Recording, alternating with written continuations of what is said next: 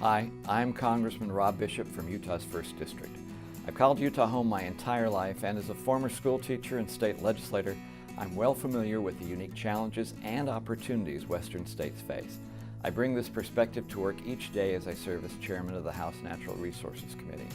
Members of the Western Caucus know that our strength of our country, not just the West, relies heavily on the wise stewardship of public lands, strong local control, and economic growth through energy dominance. The Resources Committee recently passed 13 bills aimed at improving our nation's water and power infrastructure. These bills have been crafted to rein in needlessly lengthy permitting timelines and do away with red tape which often sabotages projects that create jobs. Another obstacle is the rampant abuse and failure of the Endangered Species Act. The act is broken and its original intent has been betrayed. It has succeeded only as a tool of special interest groups who seek to control and restrict land use and to disregard local input. The Endangered Species Act has failed to protect species. Thousands of plants and animals have, by the federal government, been listed, yet almost none have ever been recovered. State and localities, though, have proven time and again that they can actually do the job where the federal government has failed, so let them do their job.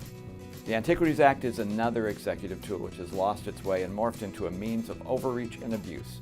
The Obama administration designated over 550 million acres of land and water as national monuments. That's larger than the state of Texas, and equates to a rate of nearly 200,000 acres every day he was in office. I recently stood in the office of Interior Secretary Zinke as President Trump signed an executive order on the review of designations under the Antiquities Act.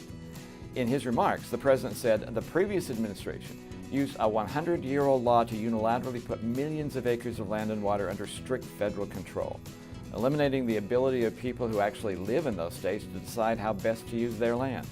Moments before he signed the order, he declared, "Today we're putting the states back in charge." Well, the President's right. The Antiquities Act has been abused for too long. Communities will no longer take a backseat to out-of-state special interest groups and bureaucrats. Together, we have much to accomplish. Now let's get to work. Thanks.